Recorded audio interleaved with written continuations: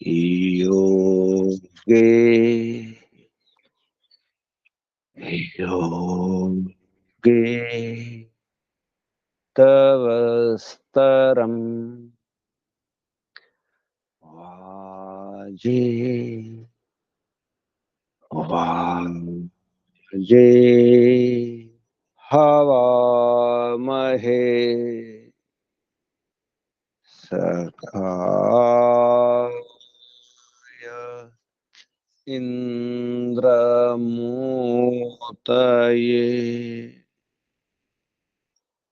सखाय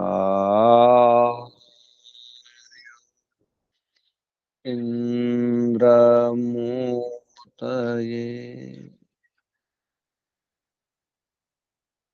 ओम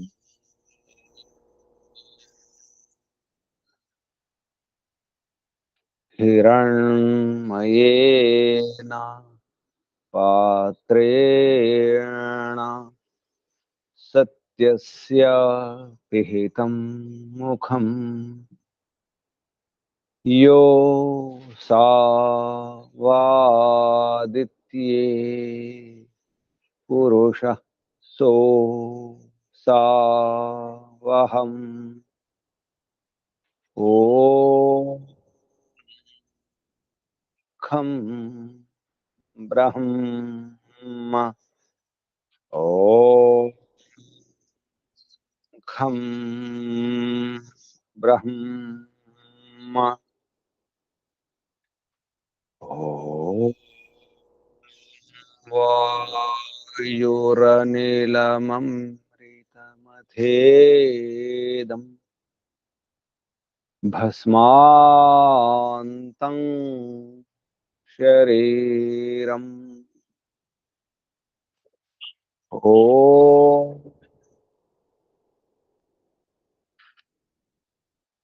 क्रतो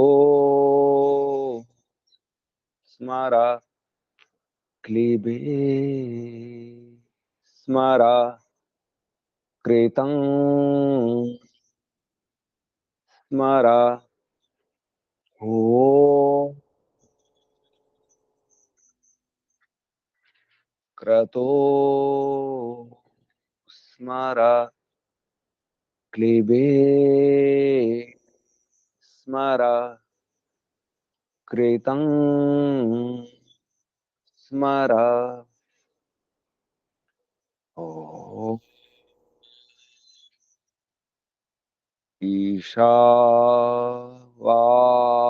ईशावास्यमिदं सर्वं यत्किं च जगत्यां जगत् तेन त्यक्तेन भुञ्जीथा मा गृधकस्य स्विद्धनं तेन त्यक्तेन भुञ्जीथा मा गृधकस्य स्विद्धनं मा गृधकस्य स्विद्धनम् ॐ शान्ति शान्ति शान्तिः ॐ परमपिता परमात्मा ॐ ॐ रक्षका ॐ सर्वरक्षका ॐ सदा रक्षका सर्वदा रक्षका ॐ सत्य रक्षका नित्य रक्षका सर्वत्र रक्षका ॐ सर्वधा रक्षका सर्वथा रक्षका ॐ शाश्वत रक्षका परम रक्षका विश्व रक्षका जगद रक्षका ॐ शाश्वत पिता शाश्वत माता विश्व पिता विश्व माता जगत पिता जगन माता जगदांबा जगत जननी जगतपति विश्वपति सर्वपिता सर्वमाता ओम। ओम शाश्वत भ्राता दाता विधाता शाश्वत बंधु मित्र सखा शाश्वत स्वामी शाश्वत राजा राजाधिराजा ओम शाश्वत न्यायाधीश शाश्वत गुरु शाश्वत आचार्य ओम सदाधारा विश्वाधारा जगदाधारा ओम सर्वांतर्यामी सर्वभूतांतरात्मा ओम सर्वव्यापका सर्वशक्तिमान निराकार न्यायकारी दयालु अजर अमर अभय अनुपम नित्य पवित्र सृष्टिकर्ता धर्ता हर्ता पालनकर्ता प्रलयकर्ता ओम प्रभो ओम विभो ओम स्वयंभू ओम शंभु ओम शंभु ओम भू ओम भुवः ओम स्वः ओम भूर्भुवः स्वः प्राणदाता प्राणाधारा प्राणेश्वर प्राणप्रदाता प्राणपति जीवनेश्वर जीवनदाता जन्मदाता ओम सच्चिदानंद स्वरूप अनंत आनंद घन आनंददाता आनंदकर सुखकर सुखदायक आत्मद बलद ज्ञानद सर्वद हर्षद मोक्षद ओम ओम ओम ओम ओम को వందనాలు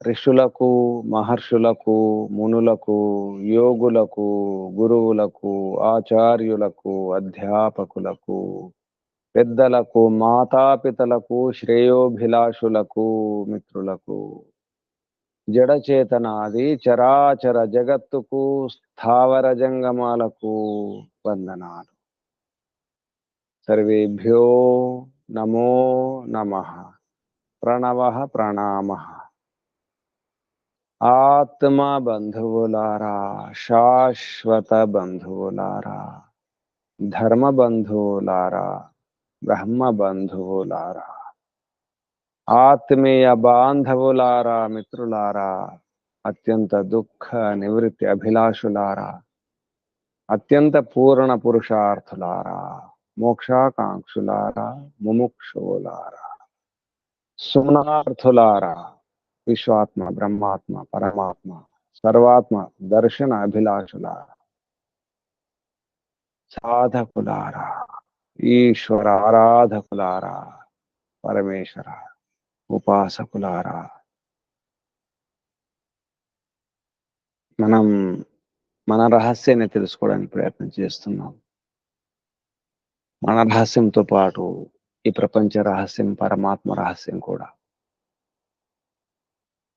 మన రహస్యం మనకు అర్థం కావాలి, మన స్వరూపం మనకు తెలియాలి. మనం ఏం కోరుకుంటున్నామో ఏది వద్దనుకుంటున్నామో తెలియడం లేదు. నిజానికి మన కోరిక ఏమిటో మనకే అర్థం కాదు. అందరూ ఏం కోరుకోవాలో తెలియదు. కోరుకోండి అంటే ఏం కోరుకోవాలో అర్థం కాదు. గొంతెమ్మ కోరికలు కోరుతాం, చిన్న చిన్న కోరికలు, స్వల్పమైన అల్పమైన నీచమైన నికృష్టమైన కోరికలు, అధమైన కోరికలు కోరుకుంటాం. చిన్న చిన్న కోరికలు. అసలైన కోరికలు నిజమైన కోరికలు కోరుకోవడం లేదు. అదేమిటో తెలియదు మనకు.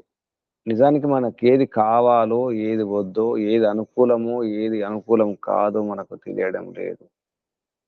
అన్నీ ఏదో కోరుకుంటున్నాం. మన స్వరూపం మనకు అర్థమైతే కదా. నేనెవరో నాకే తెలియదు. ఇక చుట్టూ ఉన్న వస్తువులు ఏమిటో పదార్థాలు ఏమిటో ఎలా తెలుస్తుంది? ఒక రాయి మరొక రాయి గురించి తెలుసుకోజాలదు. జడ పదార్థం గురించి తెలుసుకోజాలదు. దానికి ఆ విచక్షణ ఉండదు. తెలుసుకోవాలన్న కోరిక కూడా ఉండదు. దానికి ఏది అవసరం లేదు. దానికి ఏ కొరతలు ఉండవు, ఏ ఆశలు ఉండవు, ఏ రాగద్వేషాలు ఉండవు జడ పదార్థాలకు. అలాగే పరమాత్మ కూడా ఏ రాగము లేదు, ద్వేషము లేదు, మోహము లేదు, కామము లేదు, క్రోధము లేదు, లోభము లేదు, ఈర్ష్య ద్వేషాలు ఏవీ లేవు. పరమాత్మకు లేవు, జడ పదార్థాలకు ప్రపంచానికి లేదు. ఉన్నదంతా మనకే. కామ, క్రోధ, లోభం, మోహ, ఈర్ష్య, ద్వేషాలు, విషాదాలు, రకరకాల సమస్యలన్నీ మనకే. మానవులకి అందులో. ఇతర ప్రాణులకు ఆ సమస్య లేదు. దాచుకోవడాలు, దోచుకోవడాలు, దోబూచులాటలు, అవి ఇవి. ఇతర ప్రాణులకు ఆ సమస్య లేదు. నాకు ఇల్లు లేదు, భూములు లేవు, ధనము లేదు, దాచి ఉంచుకొని తరతరాలకు తరగకుండా దాచిపెట్టి సంపాదించి పెట్టి మోసాలు చేసి రకరకాల అన్యాయమైన అకృత్యమైనటువంటి అకృత్యాలు, అధర్మాలు చేసి సంపాదించి పెట్టుకొని ఉంచుకోవాల్సిన అవసరం లేదు ఇతర ఏ ప్రాణికి కూడా. ఒక దాచుకున్న కొంతవరకే. చీమలు లాంటివి కొంతవరకు దాచుకుంటాయి. ఆ చీమలు కూడా వాటి కొరకు కాదు. మనం అలా కాదు. మనం ప్రత్యేకం, మనం విశేషం. మానవుడు విశేషం. కానీ మానవుడు తన విశేషత ఏమిటో, తన ప్రత్యేకత ఏమిటో తెలుసుకోలేకపోతున్నాడు. నేనే గొప్ప అనుకుంటున్నాడు. ఏ విషయంలో గొప్ప తెలియడం లేదు. నేనే గొప్ప.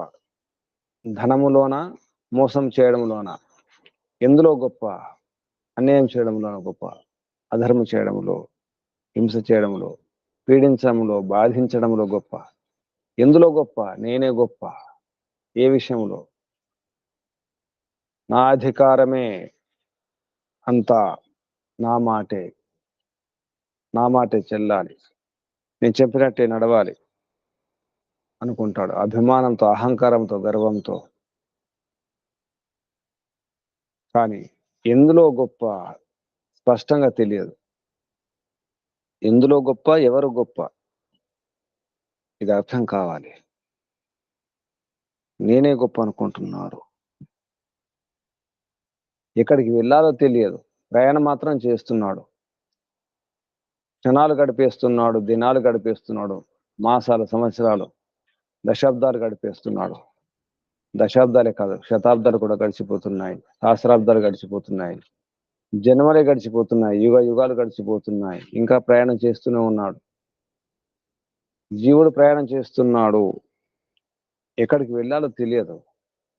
తెలియకుండానే ప్రయాణం. పిచ్చివానిలాగా, మత్తులో ఉన్నవానిలాగా. బుద్ధి లేని వ్యవహారం ఇదంతా. మందబుద్ధి కూడా ఇటువంటి వ్యవహారం చేయరని చెప్పడం జరిగింది. వినా ప్రయోజనం మందపిన ప్రవర్తతే. ప్రయోజనం లేకుండా మందబుద్ధి కూడా, అల్పబుద్ధి వాడు కూడా ప్రయత్నం చేయడని, వ్యవహారం చేయడని, ఆ మందబుద్ధి కంటే, ఆ పిచ్చివాని కంటే హీనంగా వ్యవహారం చేస్తున్నాం మనం. తెలిసిపోయింది అనుకుంటున్నాం, అర్థమైపోయింది. గురుకులం వెళ్ళినాము, విద్యాలయం వెళ్ళినాము, కళాశాల వెళ్ళినాం, విశ్వవిద్యాలయం వెళ్ళినాం, చదువుకున్నాం, పట్టాలు వచ్చినాయి, పరువు పెరిగిపోయింది, పట్టాలు వచ్చినాయి, విద్య వచ్చేసింది. లేదా వెళ్ళినాం, ఏదో జయించినాం, సాధించినాం అనుకుంటున్నాం. చిన్న చిన్న విజయాలకే మహా విజయం అనుకుంటున్నాం. సరిపోయింది, ఆగిపోతాం. సరిపోయింది అనుకుంటున్నాం, అందుకే ఆగిపోతున్నాం. తెలిసిపోయింది అనుకుంటున్నాము, ఆగిపోతున్నాం. ఎంతో కొంత ధనం సంపాదించి ఆగిపోవడం లేదు. సుఖాలు అనుభవిస్తూ ఆగిపోవడం లేదు. అది సుఖమా కష్టమా తెలియకుండానే సుఖం అనుకుంటున్నాం. కష్టాన్ని కూడా, నష్టాన్ని కూడా లాభం అనుకుంటున్నాం. కష్టాలను సుఖం అనుకుంటున్నాము, నష్టాలను లాభం అనుకుంటున్నాం. నష్టపోతూ లాభపడుతున్నాం అనుకుంటున్నాం. కష్టాల్లో ఉంటూ, మురికిలో ఉంటూ అది సుఖం అనుకుంటున్నాం. అదే సుగంధం అనుకుంటున్నాం. దుర్గంధాన్ని సుగంధం అనుకుంటున్నాం. సాధించాం, ఛేదించాం, ఏదో పట్టేశాం, కొట్టేశాం అనుకుంటున్నాం. ఎక్కేశాం, శిఖరాన్ని ఎక్కేశాం, చేరుకున్నాం. అందుకే ఇక సాధించినాం కదా, ఇక చేయవలసిన పని ఏమి లేదు. కాలయాపన, కబుర్లు, లేదా రకరకాల వ్యసనాలు. మనుషులు పనిచేసిన తర్వాత, పదవి విరమణ పొందిన తర్వాత ఇక ఏ కర్మ లేదు, ఏ పని లేదు, ఏ పురుషార్థం అవసరం లేదని సోమరిగా ఉంటూ వ్యసనాల్లో చిక్కుకుంటున్నారు. దురలవాట్లలో కొందరు తాగుబోతులు అవుతున్నారు. పదవి విరమణ. కష్టపడ్డాం, జీవితంలో ఎంతో సాధించినాం, ఎంతో శ్రమించినాం, ఎనలేని త్యాగం చేసినాం, చాలా చాలా కష్టపడ్డాం. నేను పడ్డ కష్టం ప్రపంచంలో ఎవరు కష్టపడలేదు. నేనే కష్టజీవిని, నేనే త్యాగం చేసినాను అనుకుంటున్నాం. ఇక ఇప్పుడు సుఖపడదాం అనుకుంటాం. పని చేసినాం కదా, ఇక పని చేసేది లేదు. కొన్నాళ్ళు పని చేస్తారు, కొంతవరకే పని చేస్తారు, ఇక సరిపోయింది అనుకుంటారు. ఇక సాధించవలసింది ఏమీ లేదు, నేను వృద్ధుని అయిపోయినా అనుకుంటారు. వృద్ధుని అయిపోయిన తర్వాత అదే వ్యవహారం చేయాలి కదా, ఆ పెద్ద వ్యవహారం. వృద్ధులైన తర్వాత పెద్ద వ్యవహారం చేయాలి, పెద్దతనం ఉండాలి, పెత్తనం ఉండాలి కదా. ఏ విషయంలో పెత్తనం ఉండాలి, పెద్దతనం? అది మాత్రం చేయడం లేదు. అనుభవంలో పెద్దతనం ఉందా? అవగాహన ఉందా? సరిగా అర్థం చేసుకున్నామా జీవితాన్ని? వృద్ధాప్యం వచ్చిన తర్వాత జీవితంలో అనుభవం రావాలి కదా. బుద్ధి వచ్చిందా? వయసు పెరిగింది శరీరానికి, వృద్ధాప్యం వచ్చేసింది శరీరానికి, కానీ మనసు మాత్రం అలాగే కోరికలు కోరుతుంది. అప్పుడు యువకునిలాగా వ్యవహారం చేసే ప్రయత్నం చేస్తారు. వృద్ధాప్యంలో నవయవ్వనం, ఇది జీవితం అనుకుంటారు. అది కానే కాదు. జీవితం అది కాదు. ఎంతో కొంత అధ్యయనం చేసి నాకు శాస్త్రాలు వచ్చేసినాయి, విద్య అంతా వచ్చేసింది, విద్వాంసుని అయిపోయినాను, పండితుని అయిపోయినాను అనుకుంటాం. ఎంతో కొంత సాధించినాం అనుకుంటాం. విద్య విషయంలో, ధనం విషయంలో, బలం విషయంలో, పేరు ప్రతిష్టల విషయంలో, పదవి విషయంలో, అధికారం విషయంలో, ఎన్నో రంగాల్లో, క్షేత్రాల్లో సాధించాం. విరమణ సరిపోయింది, కానీ విరమించడం లేదు. అలవాట్లు విరమించడం లేదు, దురలవాట్లు పెంచుకుంటున్నారు. విరమణ తర్వాత దురలవాట్లు, రకరకాల అలవాట్లు, లేదా అనవసరంగా యాత్రలు చేస్తున్నారు, పనికిరాని యాత్రలు, పుణ్యక్షేత్రాలు అనుకుంటూ, తీర్థయాత్రలు అనుకుంటూ. అందులో సరిగా ఉంటున్నారంటే అందులో సరిగా లేరు. దానివలన ఏమైనా అనుభవం వస్తుందంటే అది కూడా లేదు. ప్రపంచాన్ని చూడాలి, లోకయాత్ర చేయాలి, మంచిదే. కానీ అసలు లోకయాత్ర ఉంది, పరలోక యాత్ర. ఈ లోకయాత్ర కాదు, పరలోక యాత్ర. దాని కొరకు ప్రయత్నం చేయాలి, పరలోక యాత్ర కొరకు సిద్ధం కావాలి, ఏర్పాట్లు చేసుకోవాలి. అప్పుడు అర్థమవుతుంది అసలైన యాత్ర ఏమిటో, అసలైనటువంటి లక్ష్యం ఏమిటో, గమ్యం ఏమిటో, ఏమి సాధించాలో.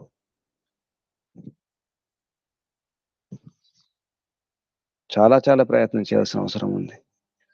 ఎన్నో విషయాలు తెలుసుకోవాలి. చిన్న చిన్న విషయాలు అనిపిస్తాయి, కానీ అందులోనే ఉంది రహస్యం అంతా. విషయం చిన్నది అనిపిస్తుంది. ఎవరు గొప్ప అన్నప్పుడు మన శరీరం కూడా ఎవరు గొప్ప, ఏది గొప్ప? ఇంద్రియాలు గొప్పనా, ప్రాణం గొప్పనా, మనసు గొప్పనా, బుద్ధి గొప్పదా? ఇందులో ఉన్న జీవుడు గొప్పనా? ఎవరు గొప్ప? ఏ ప్రాణం గొప్ప? ప్రాణం అంటే ఏ ప్రాణం? శ్వాస తీసుకోవడం గొప్పనా, వదిలిపెట్టడం గొప్పనా? ప్రాణాపాన వ్యాన సమాన ఉదాన, ఏ ప్రాణాలు? పంచప్రాణాలు గొప్పనా? పంచప్రాణాలు కాకుండా ఆరో ప్రాణం, ఆ ఆరో ప్రాణం ఏమిటి? ఇటువంటి విషయాల గురించి మనకు ఉపనిషత్తుల ద్వారా ఎన్నో విషయాలు తెలుసుకుంటున్నాం. అందులో ఛాందోగ్య ఉపనిషత్తులో చాలా రహస్యమైన విద్య, ఆధ్యాత్మికతను జోడించి చెప్పడం జరిగింది. ప్రతి ప్రపాఠకంలో, ప్రతి ఖండంలో కూడా లోతైనటువంటి ఆధ్యాత్మిక తత్వాన్ని ఇందులో నింపడం జరిగింది. అందులో భాగంగా మనం ఛాందోగ్య ఉపనిషత్తు పంచమ ప్రపాఠకాన్ని పూర్తి చేసుకున్నాం. తర్వాత ఆరో ప్రపాఠకంలో దీని కొనసాగింపుగా విషయాలు వస్తాయి.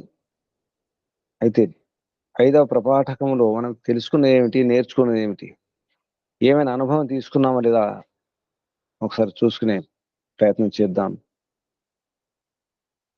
ఈ మాట రోజు వింటాం, ఎవరు గొప్ప అన్నమాట.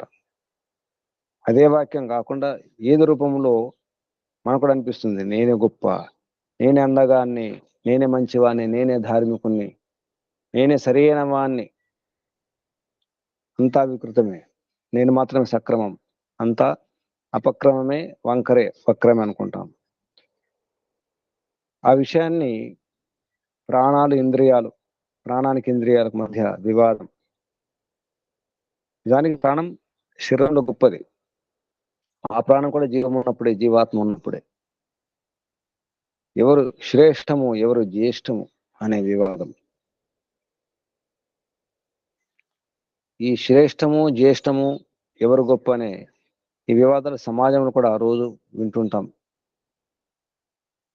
అటు ఇటు వింటూనే ఉంటాం. ఇరుగు పొరుగు వారి మధ్యలో, మన మధ్యలో, మన కుటుంబంలో కూడా ఆ వ్యవహారం మనలో కూడా ఉంటుంది, మన లోపల కూడా ఉంటుంది. ఎవరు గొప్ప, ఎవరు నీచము, ఎవరు ఉచ్చము, ఎవరు గొప్ప, ఎవరు పెద్ద, ఎవరు ఎక్కువ, ఎవరు తక్కువ. సమాజాన్ని ఈ మాటలు నడిపిస్తున్నాయి. అగ్రవర్ణాలు, నిమ్నవర్ణాలు, పెద్ద కులం, చిన్న కులం అనుకుంటూ.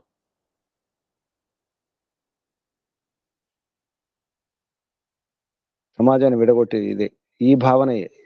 నేనే గొప్ప అని కొందరు అనుకుంటారు, నేనే గొప్ప అని కొందరు అనుకుంటారు. కొందరు మేమే నీచము, మా కులమే నీచము, మేమే నీచము, నేనే నీచము. ఈ పరంపర శాస్త్రాల ద్వారా వచ్చింది, మనుస్మృతి ద్వారా వచ్చింది. పరమాత్మ పెట్టినటువంటి వర్ణాలు, ఈ కులాలు, ఈ జాతులు అనుకుంటూ విడిపోవడం జరుగుతుంది. నీ జాతి గొప్ప, నా జాతి గొప్ప. అందులో తెల్ల జాతి గొప్పనా, నల్ల జాతి గొప్పనా, ఎవరు గొప్ప? రంగు, మనుషులంతే, కానీ అన్ని ఉన్నాయి, కానీ రంగు వేరు. రంగు భేదం వలన కూడా గొప్ప. రంగు విషయంలో గొప్ప, ముక్కు విషయంలో గొప్ప, కళ్ళ విషయంలో గొప్ప, వెంట్రుకల విషయంలో నా వెంట్రుకలే బాగున్నాయి, నా గోళ్ళే బాగున్నాయి, నా వేళ్ళే బాగున్నాయి, నా ముక్కే బాగుంది, ఈ విషయంలో కూడా అందరూ కూడా గొప్ప. ఎవరు గొప్ప? సమాజంలో ఉన్నటువంటి ఆ లొసుగులను మన శరీరంలో చూసుకోవాలి. శరీరం కూడా ఒక సమాజమే,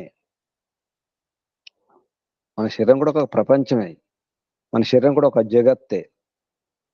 అందులో ఎవరు గొప్ప అనే విషయంలో చెప్పడం జరిగింది. చాందోగ్యోపనిషత్తు పంచమ ప్రపాఠకము, 5వ ప్రపాఠకంలో అహం శ్రేయాన్, అహం జ్యేష్ఠ, అహం శ్రేష్ఠ, ఈ గొడవ. అందులో ప్రాణమే గొప్ప తెలుస్తుంది. ఇంద్రియాలు గొప్ప అనుకుంటాయి, కానీ గొప్ప కావు. కొందరు వాక్కుతో వాణి ప్రయోగం చేసి మంచి ప్రవచనం ఇవ్వగలిగి ఉన్నవారు, మంచి ఉపన్యాసకుడు, మంచి వక్త, వాక్ పటిమ ఉన్నవారు నేనే గొప్ప అనుకుంటారు. లేదా మంచి కంఠం ఉంటే నేనే గొప్ప అనుకుంటారు, మంచి రూపం ఉంటే నేను గొప్ప. అలా రకరకాలుగా ఇంద్రియాలు ఇంద్రియాలు బాగుంటే చాలు, ఇంద్రియాల ద్వారా నేను గొప్ప అనుకుంటారు. కేవలం చర్మం బాగుంటే చాలు, చర్మ సౌందర్యం, సౌందర్యం కాదు. నిజానికి అందం అంటే రంగు కాదు, కానీ రంగును బట్టి నేనే అందం అనుకుంటాను. నలుపు అంద వికారం కాదు, తెలుపునది సౌందర్యం కాదు, అది తెలియదు మనకు. రంగును బట్టి గొప్ప అనుకుంటాం, రకరకాల గొప్ప అనుకుంటాం. ఆ విషయంలో చివరికి ఎవరు గొప్ప? ప్రాణం గొప్ప. ప్రాణం లేకపోతే, అసలు జీవాత్మ శరీరం లేకపోతే అప్పుడు ఎవరు గొప్ప? ఏ ఇంద్రియం గొప్ప? ఏ చర్మ సౌందర్యం, ఏ రంగు గొప్ప? ఏమి ఉండదు. నిర్జీవం, శవం. శవం అందంగా ఉంటుందా? కుళ్ళిపోతుంది. అప్పుడు అక్కడ ఏ ఇంద్రియం ఉండదు, ఏది ఉండదు. ఇంత అందమైన శరీరమైనా అంత్యేష్టిలో దహించి వేయడం జరుగుతుంది, భస్మాంతం శరీరం. ఆ విధంగా ఛాందోగ్య ఉపనిషత్తులో పంచమ ప్రపాఠకంలో ప్రథమ ఖండంలో చెప్పడం జరిగింది. ప్రాణ ఇంద్రియాల మధ్య వివాదం ఎవరు గొప్ప అన్న విషయంలో చివరికి ప్రాణం గొప్ప అని చెప్పి తెలుస్తుంది. ప్రాణాలు ఉంటేనే. కళ్ళు లేని వారు కూడా జీవించగలిగి ఉంటున్నారు. అంధులు, గుడ్డివారు, చెవులు లేని వారు, చెవిటి వారు కూడా జీవించి ఉంటున్నారు. మగవారు కూడా జీవించి ఉండగలుగుతారు. మాటలు రాకుండా జీవించి ఉండవచ్చు, వినిపించకుండా, కళ్ళు కనిపించకుండా కూడా ఉండవచ్చు, జీవించి ఉండవచ్చు. చిన్నపిల్లల మనస్సుతో పెద్ద అవసరం ఉండదు. చిన్నపిల్లలకు ఆలోచించవలసిన పెద్ద అవసరం ఉండదు, బుద్ధి పని కూడా ఉండదు చిన్నపిల్లలకు. ఆయన జీవించి ఉంటారు. మనసు కూడా గొప్ప కాదు. బుద్ధి లేని వారు ఎందరో ఉంటారు, జీవించి ఉంటారు. ప్రాణం లేని వారు ఉండరు. ప్రాణం లేకపోతే శవమే. నిజానికి ఆ ప్రాణం కూడా జీవమే, జీవుడే, జీవాత్మయే. అది గమనించాలి. జీవాత్మ నిజానికి ప్రాణం కంటే ప్రాణాలకు ఆధారం జీవాత్మ. ఆ జీవాత్మకు ఆధారం ఎవరు అనే విషయంలో ఇంకా లోతుగా ఇంకా కొంచెం ముందుకు వెళ్ళి ఆలోచిస్తే, ఆ జీవాత్మ శరీరంలో ఉంది. శరీరాన్ని నిర్మించి ఇచ్చిందెవరు? ఇన్ని రకాల వ్యవస్థలు చేసి పెట్టిందెవరు? ఇన్ని సదుపాయాలు, సౌకర్యాలు ఇచ్చిందెవరు? ఈ జగత్తు నిర్మాణం చేసిందెవరు? ఆ జగత్ కర్త ఎవరు? ఆ స్రష్ట, ద్రష్ట ఎవరు? పరమిత పరమాత్మయే. పరమిత పరమాత్మ లేకుండా ఎవరు గొప్ప కాదు. కానీ నేనే గొప్ప, అహం బ్రహ్మాస్మి, అహం బ్రహ్మాస్మి, అహం శ్రేయాన్, అహం జ్యేష్ఠః, అహం శ్రేష్ఠ అనుకుంటాం. ఆ విధంగా పరమిత పరమాత్మ చివరికి అసలైనటువంటి శ్రేష్టము, జ్యేష్ఠము, బ్రహ్మము, పరబ్రహ్మం పరమిత పరమాత్మే. అహం బ్రహ్మాస్మి. పరమిత పరమాత్మ యొక్క వాక్యం అది, ఆ వచనం. అహం బ్రహ్మాస్మి అన్న మాట. చివరికి నేనే గొప్ప అని మనం అనుకుంటాం. మనమే కాదు, ఇంద్రియాలు కూడా అనుకుంటున్నాయి. అక్కడ ఇంద్రియాలు అన్నారు కానీ అది మనమే అనుకుంటాం దానికి. ఎందుకంటే నా మాట బాగుంది, నా వాక్య బాగుంది కాబట్టి ఆ వాక్కు నేనే అనుకొని వాక్యే ఆ వాక్ అనుకుంటుంది నేనే గొప్ప అని. కన్ను అనుకుంటుంది, చెవి అనుకుంటుంది, మనసు అనుకుంటుంది నేనే గొప్ప అని. అవి అనుకోవట్లేదు, మనం అనుకుంటున్నాం. నా మనసు బాగుంది, బాగా ఆలోచిస్తాను, నాకు బుద్ధి బాగుంది, బాగా నిర్ణయం చేసుకుంటాను, చాలా తెలివి ఉంది, చతురత ఉంది, జ్ఞాన విజ్ఞానం ఉంది, విచక్షణ వివేకం ఉంది అని చెప్పేసి మనం అనుకుంటాం నేనే గొప్ప అని. వాటి ద్వారా మనం గొప్ప అనుకుంటాం. చివరికి మనం కాదు, నిజానికి పరపిత పరమాత్మే గొప్ప. అది అర్థం కావాలి. రెండవ ఖండములో ఛాందోగ్యోపనిషత్తు 5వ ప్రపాఠకం. ఈ 5వ ప్రపాఠకం యొక్క సారం చూస్తున్నాం. అందులో సారాన్ని తీసుకున్నది ఏమిటి? ఇంతవరకు ఏం అర్థం చేసుకున్నాం? ఎంత బోధపడిందో ఒకసారి చూసుకుంటున్నాము. పంచమ ప్రపాఠకంలో 2వ ఖండంలో మంథరహస్యం. మంథరహస్యం అంటే మనస్సు యొక్క రహస్యం. నిజానికి ఇందులో అన్నం గురించి చెప్పండి. అన్నం అంటేనే అనప్రాణని, అనజీవనం. అని అంటేనే ప్రాణశక్తి. ప్రాణశక్తిని ఇచ్చేది అన్నం. అటువంటి అన్నాన్ని తీసుకోవాలి. అటువంటి అన్నాన్ని, ప్రాణశక్తిని ఇచ్చేటువంటి అన్నాన్ని గ్రహించాలి, భుజించాలి. జీవనాన్ని ఇస్తుంది, జీవన శక్తిని ఇస్తుంది అన్నం. మరి మనసుకు అన్నం ఏమిటి? వస్త్రం ఏమిటి? ఇంద్రియాలకు ఏ అన్నం ఏది తన్నమో అదే మనసుకు. నిజానికి అన్నం ఉండాలి, జలం ఉండాలి. జలం వస్త్రం లాగా ధరిస్తుంది, రక్షిస్తుంది. జలం జీవనం. జలం యొక్క గొప్పతనాన్ని, అన్నం యొక్క గొప్పతనాన్ని ఇందులో వర్ణించడం జరిగింది. మనసు కూడా భోజనం అవసరమే, ఆత్మ కూడా భోజనం అవసరమే. కేవలం మనసుకు మాత్రం కాదు, ఆత్మ భోజనం కూడా అవసరమే. ఆత్మ భోజనం పరమాత్మ యొక్క ఆనందమే. అలా చెబుతూ సర్వ ఔషధాల గురించి చెప్పడం జరిగింది. సర్వ ఔషధ ప్రయోగం ఇది ఒక రహస్యం. సర్వ ఔషధాలు సేవించి అంటే నవధాన్యాలు అంటాం. మనం ఏదైతే ధాన్యాలు తీసుకుంటున్నామో, నువ్వులు, శనగలు, మినుములు, ఉలువలు అటువంటివి అవన్నీ కలిపి తయారు చేసుకొని తేనె, పెరుగు కలిపి అందులో చిలికి అందులో ఒక గిన్నెలో, ముఖ్యంగా కంచు పాత్రలో పోసి నెయ్యి వేసి ఆహుతి ఇవ్వడం. అందులో జ్యేష్ఠాయ శ్రేష్ఠాయ స్వాహ అని చెప్పి ఆ వాక్యంతో ఆహుతులు ఇవ్వడం. ఆ శృవతో ఇచ్చినప్పుడు ఆ శృవకు అంటుకున్నటువంటి ఒక్కొక్క నేతి చుక్కను, నిజానికి ఔషధయుక్తమైనటువంటి ఆ నేతి చుక్కను ఒక గిన్నెలో భద్రపరుచుకొని దాన్ని సేవించడం అనే ఈ సర్వ ఔషధ ప్రయోగం గురించి కూడా ఒక రహస్యాన్ని ఇక్కడ చెప్పడం జరిగింది. అందులో మూలికలు, స్థావర ఔషధాలు, జంగమ ఔషధాలు, విహంగ అంటే తేనె లాంటివి, కీటక ఔషధం అంటాం. కీటకాల ద్వారా వచ్చే ఔషధాలు అందులో ముఖ్యంగా తేనె. జంగమ ఔషధం అంటే జంతువుల ద్వారా, అందులో ఆవు పెరుగు, ఆవు నెయ్యి, మూలికల ద్వారా స్థావర ఔషధాలు అంటారు. ఈ ఔషధాల వలన మనకు ఎంతో ఆరోగ్యం వస్తుంది కాబట్టి దానికి సంబంధించిన మంత్రం కూడా చెప్పడం జరిగింది. తత్సవితుర్ వృణీమహే అని. తర్వాత వయం దేవస్య భోజనం శ్రేష్టం సర్వధాతమం స్వాహ పురంభగస్య ధీమహి. ఈ వాక్యాలతో ఆహుతులు 4 ఆహుతులు ఇవ్వడం జరుగుతుంది. ఆచమనం, ముఖ్యంగా ఆచమనం చేయాలి చివరికి ఈ మంత్రంలో ఉన్నటువంటి వాక్యాలతో. ఇది ఒక ప్రయోగం ఆరోగ్యం గురించి, బుద్ధి గురించి. నిజానికి రోగ నిరోధక శక్తి పెరుగుతుంది. ఈ విధంగా దీన్ని మనం శరీరాన్ని కాపాడుకోవడం ఎలా, కాపాడుకొని ఈశ్వరోపాసనకు ఎలా వినియోగించుకోవాలి, మనసుని ఎలా బాగుంచుకోవాలి, సాత్వికతను ఎలా పెంచుకోవాలనే విషయంలో సర్వ ఔషధ ప్రయోగం గురించి చెప్పడం జరిగింది.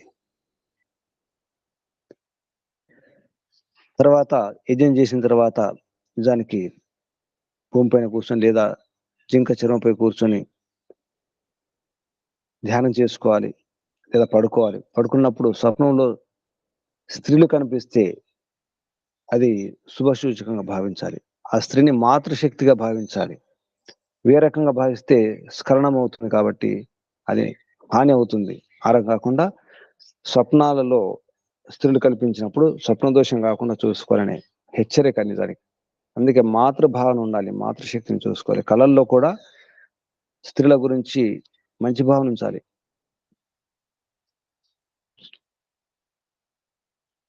తల్లిలాగా చూడాలి ప్రతి స్త్రీని అనే విషయంలో ఇక్కడ చెప్పడం జరుగుతుంది. తర్వాత ఈ పంచమ ప్రపాఠకంలో 3వ ఖండంలో శ్వేతకేతు రాజా జైబలి ప్రవహణ యొక్క ప్రశ్నలు. రాజా జైబలి ప్రవహనుడు శ్వేతకేతును అడగడం జరుగుతుంది. శ్వేతకేతు గౌతముని యొక్క లేదా ఉద్దారకుని పుత్రుడు. తండ్రి వద్ద విద్యను పొందిన తర్వాత గురువుగారి దగ్గరకు వెళ్ళడం జరుగుతుంది. ఆ గురువు రాజు నిజానికి జైబలి ప్రవాహనుడు, పంచాల దేశం యొక్క రాజు, క్షత్రియుడు. క్షత్రియులు కూడా అప్పుడు చాలా ఆధ్యాత్మిక రంగంలో ముందుండేవారు. బ్రాహ్మణుల కంటే ముందు ఉండేవారు. అటువంటి ప్రయత్నం చేసేవారు రాజులు కూడా, క్షత్రులు కూడా.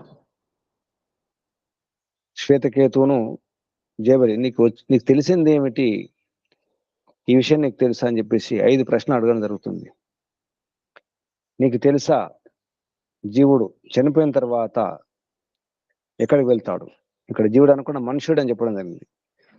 మనిషి, మానవుడు, ఇక్కడ మానవుడు అంటే ఆత్మ, చనిపోయిన తర్వాత ఎక్కడికి వెళ్తాడు? వేత ఎదితో అధి ప్రజా ప్రయంతి, ఎక్కడ వెళ్తాడు? నవేత్త నవేత్త, నాకు తెలియదు అంటాడు. శ్వేతకేతు నాకు తెలియదు. చనిపోయిన తర్వాత ఎక్కడికి వెళ్తాడు జీవుడు? నేను చనిపోయిన తర్వాత ఈ శరీరాన్ని వదిలిపెట్టిన తర్వాత ఎక్కడికి వెళ్తాను?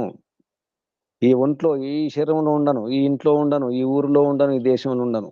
చనిపోయిన తర్వాత ఎవరు ఉంటారు? ఈ శరీరంలో ఉండరు, ఇంట్లో ఉండరు, ఈ ఊరిలో ఉండరు, ఈ రాష్ట్రంలో ఉండరు, దేశంలో ఉండరు. ఎక్కడికి వెళ్తారు మరి? ఎక్కడ ఉంటాడు? ఆ జీవుడు ఎక్కడ ఉంటాడు? జీవాత్మ ఎక్కడ ఉంటుంది అనే ప్రశ్న. నాకు తెలియదు అంటాడు శ్వేతకేతు. రెండవ ప్రశ్న, తిరిగి ఎలా వస్తాడు? జీవుడు తిరిగి ఎలా వస్తాడు? ఎలా పుడతాడనే అర్థం. పోయేటప్పుడు ఎలా పోతాడు, ఎక్కడికి పోతాడు, వస్తే ఎలా వస్తాడు, ఎక్కడి నుండి వస్తాడు? దానికి సమాధానం నాకు తెలియదు.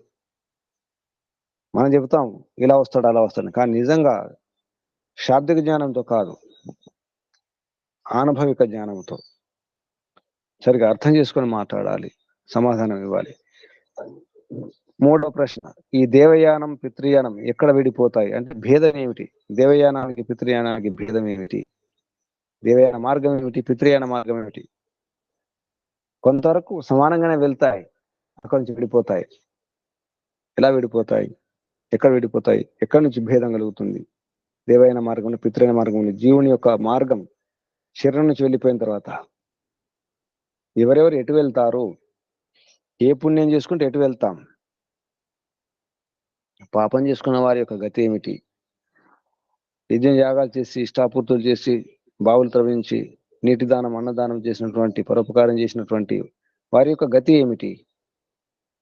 ఇవేమి చేయకుండా వివేకంతో తత్వజ్ఞానంతో నిష్కామకర్మ చేస్తూ భగవంతుని యొక్క ఆదేశాన్ని అనుసరించి వేద విహిత కర్మలు చేస్తూ జీవిస్తూ వెళితే ప్రయత్నం చేస్తారో వారి గతి ఏమిటి?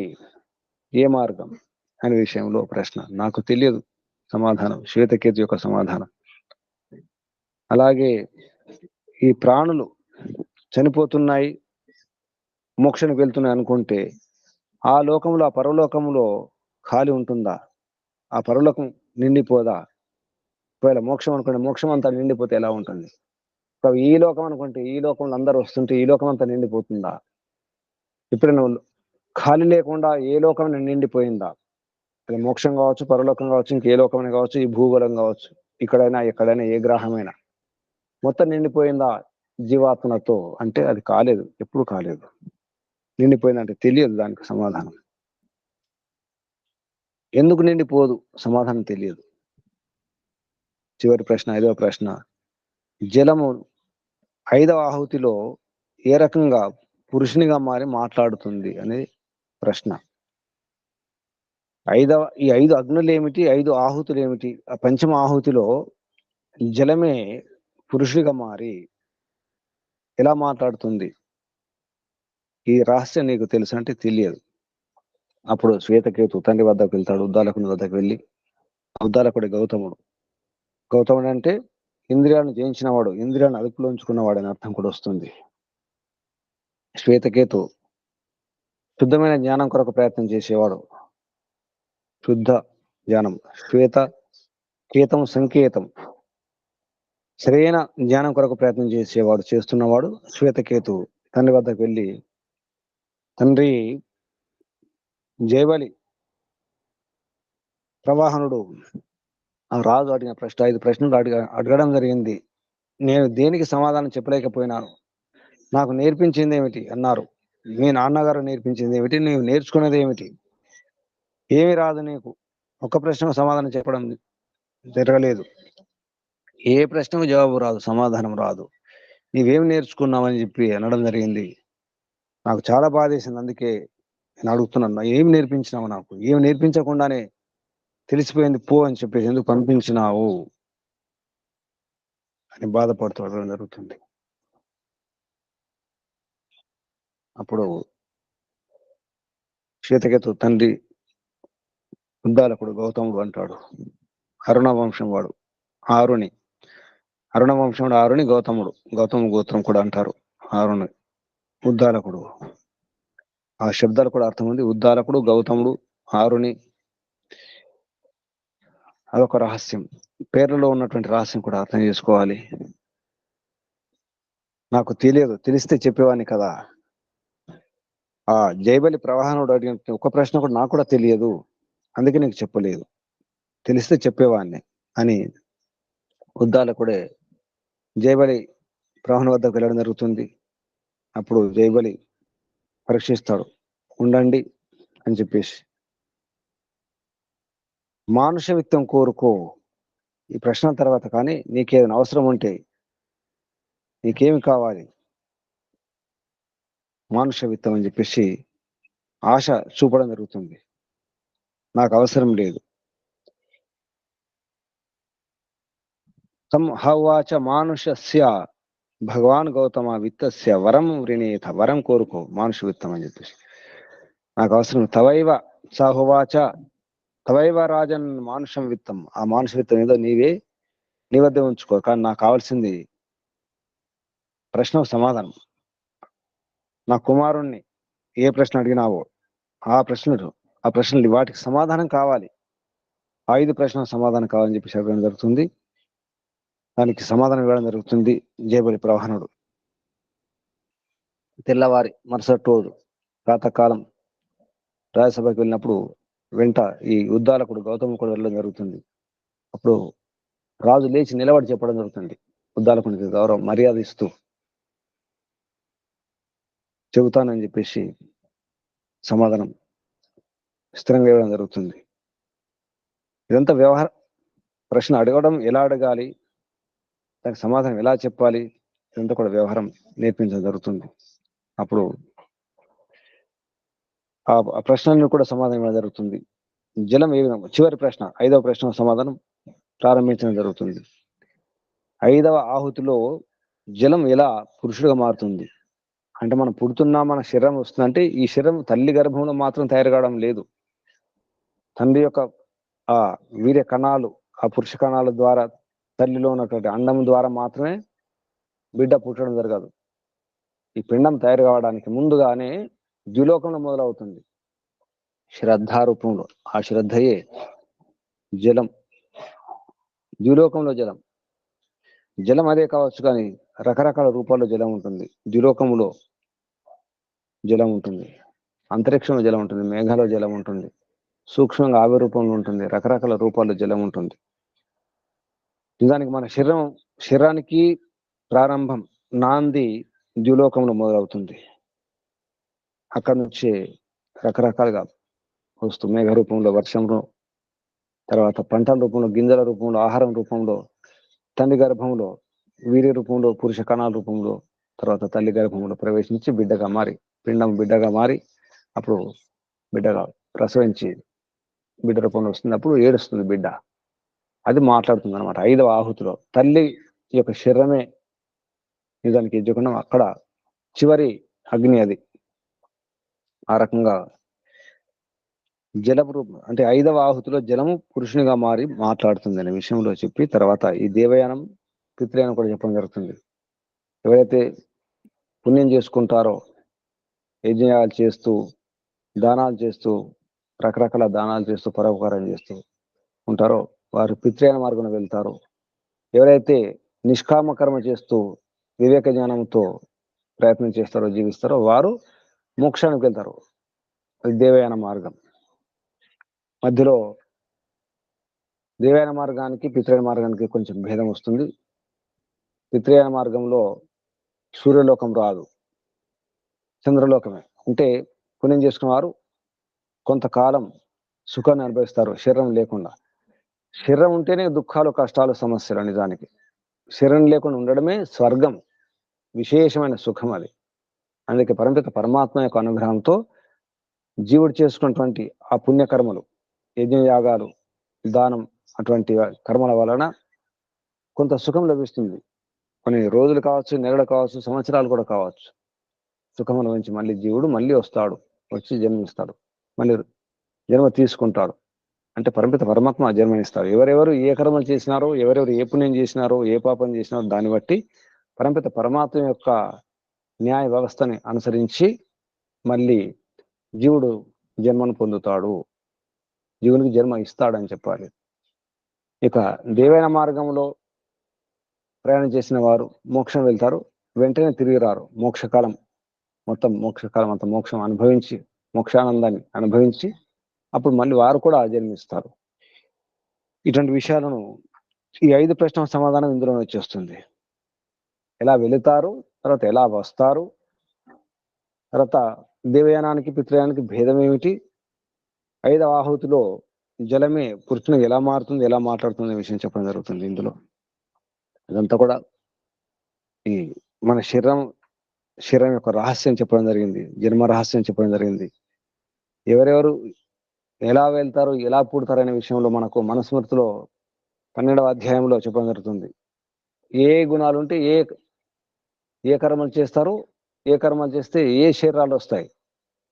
వృక్షాలుగా, పక్షులుగా, క్రిమి కీటకాలుగా, చేపలుగా, తాబేళ్లుగా, మొసళ్ళుగా, సరీసృపాలు, పాములుగా, తొండలుగా, బల్లులుగా, ఆవులుగా, గుర్రాలుగా, ఏనుగులు ఎలా పుడతారు. అందులో చండాలురు, చెత్త పని చేసేవారు, పాకి పని చేసేవారు, లేదా రాజులుగా, కొందరు కవులుగా, ఇతరులను పొగిడే కవులు, రాజులను పొగిడే కవులు, అంతా కూడా తమోగుణం ఒక లక్షణం చెప్పడం జరిగింది. రాజులు కూడా రజోగుణమే. అందులో వేద విద్వాంసులు, వేద పండితులు, తాపసులు, యోగులు, ఋషులు, మహర్షులు, ఈ విమానం నడిపించేవారు రకరకాలుగా జన్మించడం జరుగుతుంది. మన జన్మ రహస్యం తెలియాలంటే మనుస్మృతిలో 12వ అధ్యాయం చూస్తే అర్థమవుతుంది. 12వ అధ్యాయంలో మనసులో ఉన్నటువంటి గుణాలు ఏమిటి? సత్వగుణం, రజోగుణం, తమోగుణం. అందులో నికృష్ట తమోగుణం అంటే అధమ తమోగుణం, మధ్యమ తమోగుణం, ఉత్తమ తమోగుణం, అధమ రజోగుణం, మధ్యమ రజోగుణం, ఉత్తమ రజోగుణం. మొదటి స్థాయిలో ఉన్నటువంటి సత్వగుణం, మధ్యమ సత్వగుణం, ఉత్తమ సత్వగుణం. వాటి వలన వాటి ప్రభావంతో మనిషి ఎలా ఆలోచిస్తాడు, ఏ కర్మలు చేస్తాడు, ఆ కర్మలను అనుసరించి ఆ గుణాల యొక్క ప్రభావంతో కర్మలను అనుసరించి లేదా తనలో ఉన్నటువంటి సంస్కారాలు, జ్ఞాన విజ్ఞానాన్ని అనుసరించి చేసే కర్మలను బట్టి జన్మలు వస్తాయి. అది మనం చూసుకోవచ్చు. తర్వాత మనకి ఏ జన్మ రాబోతుందో కూడా మన జాతకం మనమే చూసుకోవచ్చు. గతంలో మన సంస్కారాలు ఏమిటో కూడా చూసుకోవచ్చు. ఆ రకంగా విద్యను పొంది అధ్యయనం చేసి సాధన చేస్తే ధ్యాన స్థితిలో ఉన్నప్పుడు, సమాధి స్థితిలో ఉంటే మనమేమిటో, మన స్వరూపం ఏమిటో, తర్వాత మన గతి ఏమిటో, మన సంగతి ఏమిటో అంతా తెలిసిపోతుంది. మన రహస్యం మనకు తెలియాలంటే విద్యను పొందే ప్రయత్నం చేయాలి. అసలైన విద్య ఇదే విద్య, నిజానికి వేద విద్యయే. ఇందులో ఈ రకంగా ఈ రహస్యం చెబుతూ అశుపతి యొక్క వ్యవహారం కూడా, అశుపతి అంటాడు, నా రాజ్యంలో అసలు దొంగలు లేరు అని చెప్పేసి. అలా ఉండాలి. అశుపతి చెప్పడం కాదు, మనం కూడా మన శరీరం గురించి చెప్పుకోవాలి. నా శరీరంలో ఇటువంటి భావాలు లేవు, ఇటువంటి వ్యసనాలు లేవు, చెడు సంస్కారాలు లేవు అని చెప్పగలుగుతామా? ఆ స్థితికి రావాలి. అశుపతి చెప్పుకున్నాడు, నా రాజ్యంలో, నా జనపదంలో ఏమి ఉండవని చెప్పేసి. ఆ రకంగా మనం కూడా చెప్పే ప్రయత్నం చేయాలి. ఆత్మిక స్వరూపం అర్థం చేసుకోవాలి. ఇక్కడ కూడా అశుపతి యొక్క వ్యవహారం, అందులో 5 వస్తారు: జిజ్ఞాసులు, సాధకులు. ఉపమన్యు వంశం వాడు, ప్రాచీన శాలుడు, తర్వాత సత్యయజ్ఞుడు, ఇంద్రద్యుమ్నుడు, జనుడు, బూడిలోడు అందరు కలిసి ముందుగా ఉద్దాలకుని వద్ద వెళ్తారు వైష్ణవ అగ్ని గురించి తెలుసుకోవడానికి, వైష్ణవ ఆత్మ గురించి. ఈ వైష్ణవ ఆత్మ ఏమిటి అంటే నిజానికి పరమాత్మే, విశ్వనరుని యొక్క ఆత్మ. పరంపిత పరమాత్మ యొక్క రహస్యం తెలుసుకోవడానికి ప్రయత్నం చేస్తుంటారు. కానీ వారు వారి పద్ధతిలో ఉపాసన చేస్తుంటారు. ఆ విషయాన్ని కూడా తెలుసుకుంటాడు, అర్థం చేసుకుంటాడు. అశుపతి తెలుసుకొని చెప్పడం జరుగుతుంది, మీరు చేస్తున్నది ఒక్కొక్క అంగాన్ని మాత్రమే, అదే రూపం పరంపిత పరమాత్మ యొక్క రూపం అదే అనుకుంటున్నారు. ఒక ద్యులోకమే పరమాత్మ అనుకుని ఉపాసన చేస్తారు ప్రాచీన శాలుడు. కాబట్టి ఈ ద్యులోకం కానీ, ఈ మధ్యలోకాలు, ఉదర భాగం అంటే పరంపిత పరమాత్మ యొక్క ఈ విశ్వ విరాట్ శరీరం అనుకుంటే, అందులో తల భాగం, ఈ కళ్ళు, ఈ ఉదర భాగం, తర్వాత మూత్రాశయం, కాళ్ళు, ఇవన్నీ కూడా విడివిడిగా చూస్తున్నారు పరంపిత పరమాత్మను. ఒక్కొక్క అంగాన్ని చూస్తూ విడివిడిగా మీరు ఉపాసన చేస్తున్నారు. మీకు అందుకే అర్థం కావడం లేదు. అఖండంగా చూడండి, విడివిడి రూపాలు, విడివిడి అంగాలు కాదు, ఒక్కొక్క అంగం గురించి కాదు, అన్ని అంగాలు కలిపేసేయండి. మొత్తం శరీరాన్ని చూడండి. శరీరాన్ని చూసి ఆ శరీరం ఉన్నటువంటి ఆత్మను చూడండి. శరీరం బాగుంది, అందంగా ఉందని చెప్పి శరీరం చూడడం కాదు, రూపాన్ని చూడడం కాదు, ఆ మూర్తిని, విగ్రహాన్ని చూడడం కాదు, అందులో ఉన్నటువంటి ఆత్మను చూడండి. ఈ సృష్టి, ఈ ప్రపంచమంతా, ఈ విశ్వం అంతా కూడా పరంపిత పరమాత్మ యొక్క శరీరం అయితే అందులో ఆత్మ ఉండాలి. శరీరం బాగుంది కానీ ఆత్మ లేకపోతే అది శవంగా మారిపోతుంది, కుళ్ళిపోతుంది, కంపు కొడుతుంది. కాబట్టి శరీరం కాదు, అందులో ఉన్న ఆత్మను చూడండి. మన శరీరంలో మనం ఎలా చూస్తున్నామో, శరీరం లేకుంటే శవం అవుతున్నాం, అలాగే ఈ ప్రపంచం కూడా పరంపిత పరమాత్మ లేకపోతే అన్ని ఆగిపోతాయి. ఏ గ్రహం కదలదు, ఏది తిరగదు, తిరగకుండా ఉండలేవు. బొంగరం తిరుగుతూనే నిలబడుతుంది, బొంగరం తిరగకుండా ఉంటే పడిపోతుంది. ఆ విధంగానే గ్రహాలు, నక్షత్రాలను కూడా, సూర్యుడు కూడా తిరుగుతూనే ఉంటాడు, తిరుగుతూనే ఉండాలి. ఉంటేనే జీవం ఉన్నట్టు. పరంపిత పరమాత్మ యొక్క శక్తి అది, పరమాత్మ యొక్క శక్తి అది, పరమాత్మ యొక్క అనుగ్రహంతో ఇదంతా ఉంటున్నాయి అని అశ్వతి అసలు రహస్యాన్ని చెప్పడం జరుగుతుంది. అంతేకాదు, మనం భోజనం చేసేటప్పుడు మన భోజనం అనేది మనకు మాత్రం తృప్తి కాదు, అందరికి తృప్తినివ్వాలి.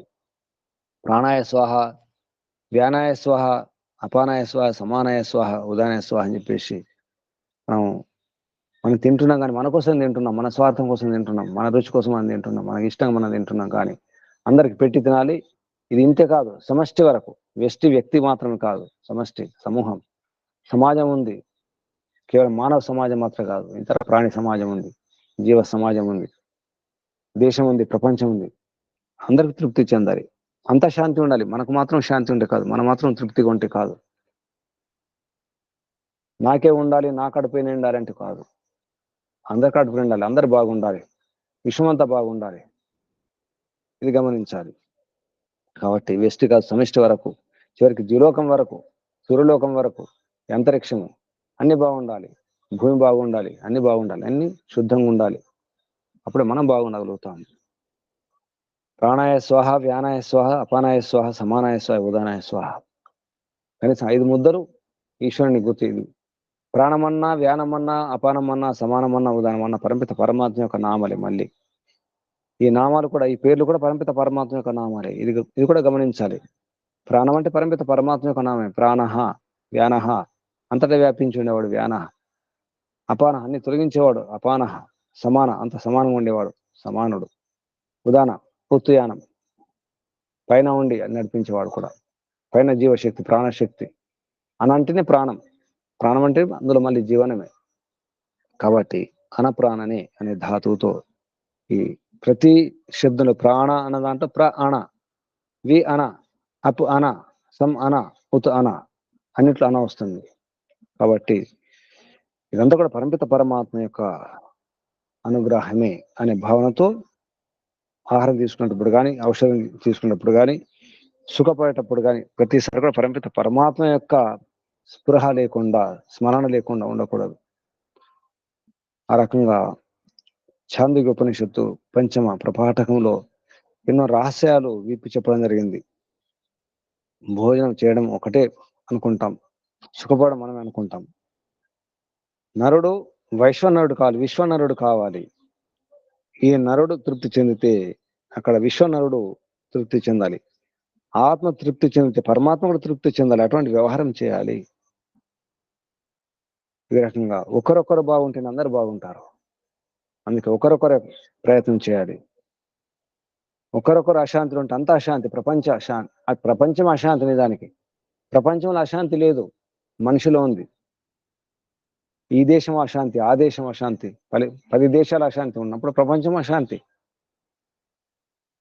ఒక దేశంలో అశాంతి ఎందుకు ఉందంటే ముందు ఒక వ్యక్తిలో, ఆ దేశ అధ్యక్షుడు, ప్రధానమంత్రి ఎవరైతే ఉంటారో వారిలో అశాంతి ఉంటే, ద్వేషం ఉంటే, కసి ఉంటే, ఒక వ్యక్తిలో ఉన్నటువంటి కసి ఆ దేశం అధ్యక్షుడు, అధికారి ఒకరికున్న ద్వేషమే, ఆ పగయే, ఆ కసియే దేశ ప్రజలందరి పైన పడుతుంది. దేశ ప్రజలందరికీ ఆ కసి లేకపోవచ్చు, ఆ పగ లేకపోవచ్చు. అలా ఒక వ్యక్తిలో ఉన్నటువంటి, మనిషిలో ఉన్నటువంటి, మనస్సులో ఉన్న అశాంతియే, ద్వేషమే, పగయే, కసియే ఎన్నో అనర్థాల కారణమవుతుంది. కాబట్టి నరుడు బాగుండాలి. నరుడు బాగుంటే విశ్వనరుడు బాగుంటాడు. ఇక్కడ విశ్వనరుడు సమాజం కూడా అనుకోవచ్చు. నరుడు వ్యక్తి, విశ్వనరుడు సమాజం. వ్యక్తి బాగుంటే ఆ ఇల్లు బాగుంటుంది. ఆ ఊరిన ఇండ్లు అన్ని బాగుంటాయి. ఇళ్లలో ఉన్నటువంటి మనుషులందరూ ప్రశాంతంగా ఉంటే ఆ ఊరే బాగుంటుంది. ఊర్లన్నీ బాగుంటే ఆ జిల్లాలన్నీ బాగుంటాయి.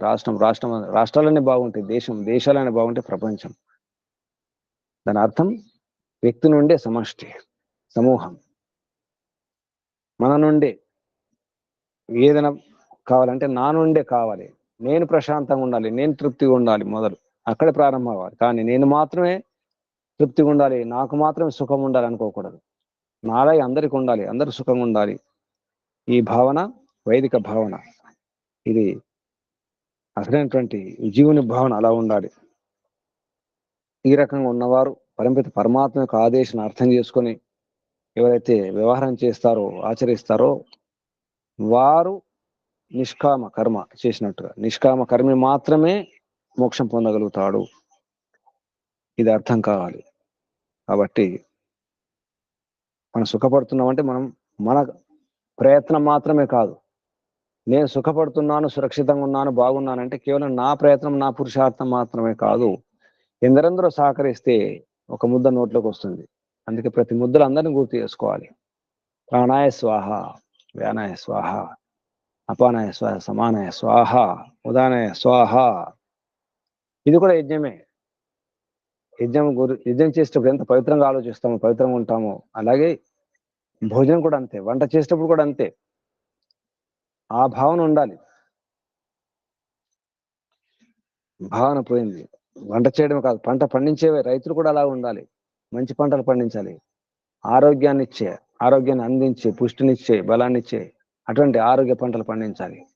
అటువంటి ఆహారాన్ని ఇవ్వాలి. ఇప్పుడు అది కూడా వ్యాపారమే. అందులో స్వార్థమే, అందులో లాభం చూసుకోవడమే. ఏ పంట పండిస్తే ఎక్కువ లాభం వస్తుందో దాని పేరు వాణిజ్య పంటలు. ఆ పంటలు అది వాణిజ్యమే, వంటలు వాణిజ్యమే. హోటళ్ళ భోజనం అక్కడ వ్యాపారమే, అక్కడ లాభం గురించి. అందుకే ఆరోగ్యం ఉండదు, శక్తి రాదు. అంతా వ్యాపారమే. పెళ్లి కూడా వ్యాపారమే, భార్య భర్తల సంబంధం వ్యాపారమే, తల్లి పిల్లల మధ్య సంబంధం వ్యాపారమే. అంతా డబ్బు డబ్బు డబ్బు సంబంధాలు తప్ప ఇంకేమి లేవు. డబ్బు సంబంధాలు కాదు, నిజానికి జబ్బు సంబంధాలు. అందువల్ల జబ్బులు వస్తున్నాయి. అంతా వ్యాపారం కాబట్టి. ఆ మందులు కూడా వ్యాపారమే, అమ్ముకోవడానికి మందులు, రోగాలను దూరం చేయడానికి మందులు కాదు. వైద్యులు చేసేది కూడా వ్యాపారమే. అందరూ వ్యాపారం చేస్తున్నారు. చివరికి భక్తి వ్యాపారమే, ఆధ్యాత్మికత కూడా వ్యాపారమే. అన్ని వ్యాపారాలు సాగుతున్నాయి. మన ప్రచారం వ్యాపారమే, ఉపదేశం వ్యాపారమే, మన అధ్యయనం వ్యాపారమే, మనం జీవించడం వ్యాపారం అవుతుంది. అందుకే అనుభవించాల్సి వస్తుంది. మనతో పాటు ఉన్నటువంటి పశువులు, పక్షులు కూడా అనుభవించాల్సి వస్తుంది. మనిషి చెడిపోతున్నాడు, సమాజాన్ని చెడగొట్టేస్తున్నాడు, ప్రపంచాన్ని చెడగొట్టేస్తున్నాడు, ఇతర ప్రాణులకు కూడా హాని చేస్తున్నాడు. అందుకే అనుభవించాల్సి వస్తుంది రకరకాల వింత వింత రోగాలతో, బాధలతో, సమస్యలతో. అందుకే ఒక్కొక్క వ్యక్తి సరిగా అర్థం చేసుకోవాలి. ముఖ్యంగా ఎవరైతే అధికారులు పదవుల్లో ఉంటారో వారికి సరైన అవగాహన ఉండాలి. ఏది అది ఆచరతి శ్రేష్ఠ తత్తద్ ఏవ ఇతరో జన, తత్తద్దేవేతరో జన, తత్తద్ ఏవ ఇతరో జన. గొప్ప గొప్ప వారు ఏవైతే చేస్తారో అదే ఇతరులకు ఆదర్శం అవుతుంది. పెద్దవారు, గొప్పవారు ఎవరైతే గొప్పవారు అనుకుంటామో వారి యొక్క వ్యవహారాన్ని బట్టే ఇతరుల యొక్క వ్యవహారం ఉంటుంది. అందుకే ఎవరైతే మహాత్ములు, గురువులు ఉన్నారో, ఆచార్యులు ఉన్నారో, వారు దేశాధ్యక్షులు ఉన్నారో, నాయకులు ఉన్నారో వారు సరిగా ఉండాలి. కాబట్టి వారు సరిగా ఉండాలంటే అటువంటి విద్య కావాలి. ఆ విద్య ఈనాటి చదువులో దొరకదు. కేవలం వైదిక విద్యలో మాత్రమే, వైదిక ధర్మంలో మాత్రమే ఇటువంటి విషయాలు లభిస్తాయి. ఈ విషయాన్ని మనకు పరోక్షంగా జయబలి ప్రవాహనుడు గాని, అశ్వపతి గాని, రాజులు బ్రాహ్మణులకు చెప్పాల్సినటువంటి విద్యను ఇవ్వాల్సినటువంటి అవసరం ఏర్పడ్డది. నిజానికి అది గమనించాలి. అంటే ఎంత దిగజారిపోయింది సమాజం, ఇలా దిగజారిపోతుంది. బ్రాహ్మణులు గనక దిగజారిపోయి వారి విద్య కోసం ప్రయత్నం చేస్తే దాన్ని ఏమంటారు? ఆ సమాజం ఇక్కడ చూపించడం జరిగింది. రాజులు రాజ్యం చేస్తూ, రాజ్యం ఏలుతూ, మరణం చింతనం చేసుకుంటూ, ఈశ్వరోపాసన చేసుకుంటూ ఎన్నో రహస్యాలను తెలుసుకోవడం జరిగింది. కానీ బ్రాహ్మణులు చేసింది ఏమిటి? ఆ ఉద్దాలకుని వ్యవహారం కావచ్చు, శ్వేతకేతు వ్యవహారం కావచ్చు, 5 మహాశాలు, మహాభవనాలు, ధనవంతులు ఉండి కూడా మహాశ్రోత్రియులు, యజ్ఞ యాగాలు చేస్తూ కర్మకాండలో గొప్పవారు, వేదాధ్యయనం చేసిన వారే. కానీ భగవంతుని ముక్కలు ముక్కలుగా చూసి ఉపాసించినారు. ఉద్దాలకుడు కూడా మరి అర్థం కాక, స్పష్టత లేక వారు కూడా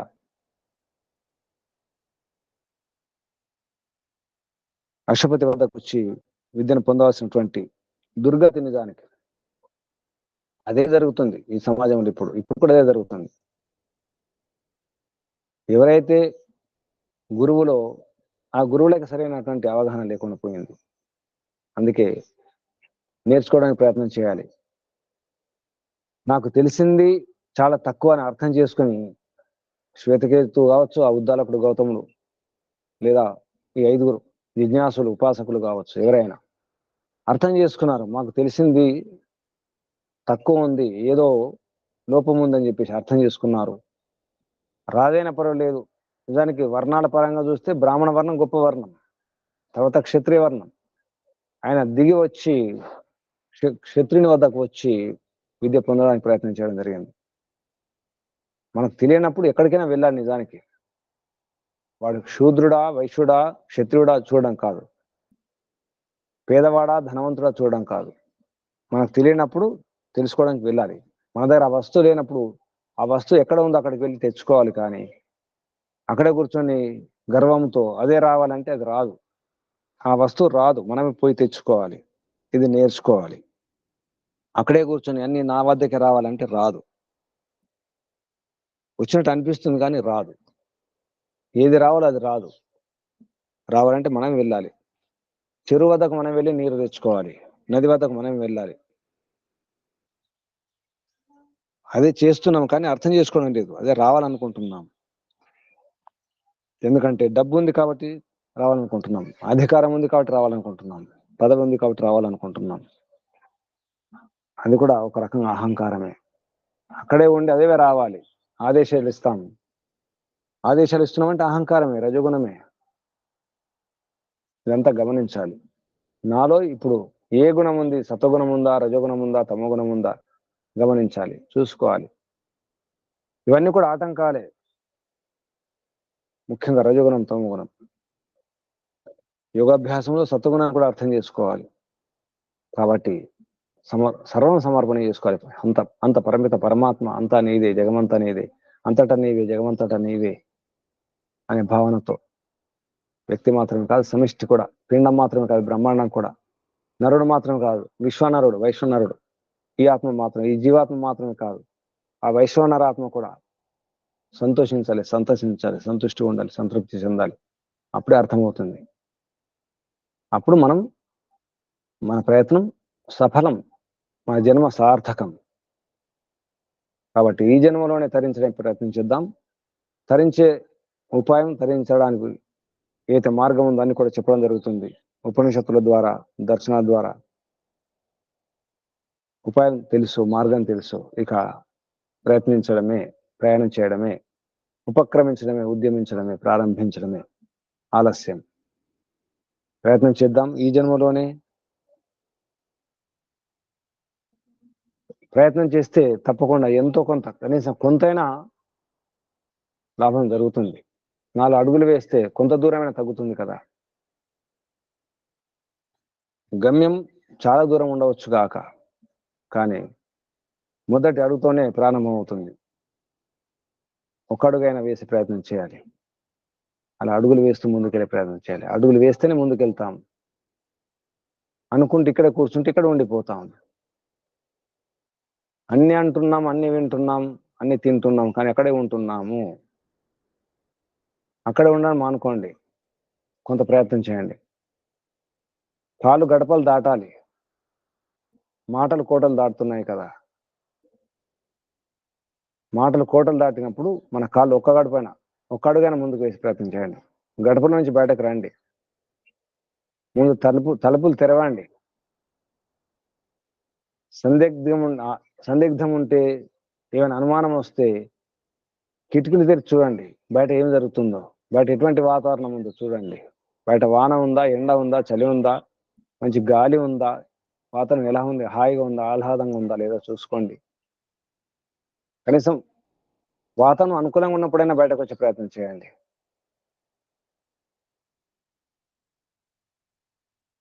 ఇదంతా కూడా ఋషులు, మహర్షులు ఆశిస్తున్నది, పరమాత్మ కోరుకుంటుంది ఇదే. జీవుడు బయటకు రావాలి, సుఖపడాలి, మోక్షంలోకి రావాలి, బంధనములు ఉండకూడదు, మళ్ళీ జన్మించకూడదు, జననం మరణం ఈ చక్ర భ్రమణంలో ఉండకూడదు. ఇది చక్ర భ్రమణమే. చక్రం తిరుగుతున్నట్టుగా తిరుగుతూనే ఉన్నాం. పుడుతున్నాం, గిడుతున్నాం, పుడుతున్నాం, గిడుతున్నాం, వస్తున్నాం, పోతున్నాం. ఈ రాకపోకలు మానుకోవాలి. ఈ చక్రంలో తిరగడం మానుకోవాలి. ప్రయత్నం చేద్దాం, ఆచరిద్దాం, ఆనందాన్ని అనుభవిద్దాం. ఓం శం శుభం. పరమపిత పరమాత్మకు, ఋషులకు, మహర్షులకు, గురువులకు అందరు కూడా ధన్యవాదాలు. మహర్షి దయానంద సరస్వతి గారికి, వారి గురువు గారు దండి స్వామి గురువర్య విరజానంద సరస్వతి గారికి ధన్యవాదాలు, వందనాలు, ప్రణామాలు అర్పిస్తూ, బంధులారా, సాధకులారా, మీ అందరు కూడా ఈ జన్మలోనే, ఈ జన్మతోనే సాధ్యమైనటువంటి మోక్షప్రాప్తిని లభించుగాకని ఆశిస్తూ కోరుతూ మీ అందరు కూడా ధన్యవాదాలు, ప్రణామాలు, పరిమిత పరమాత్మ ఆశీర్వాదాలు. ఓం శం శుభం శమో. కళ్ళు మూసుకోండి, శ్వాస నిండా నింపండి 3 సార్లు ఓంకారం. ఓ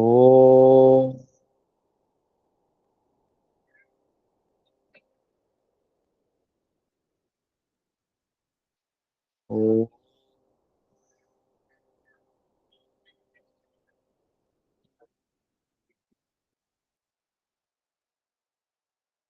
ఓ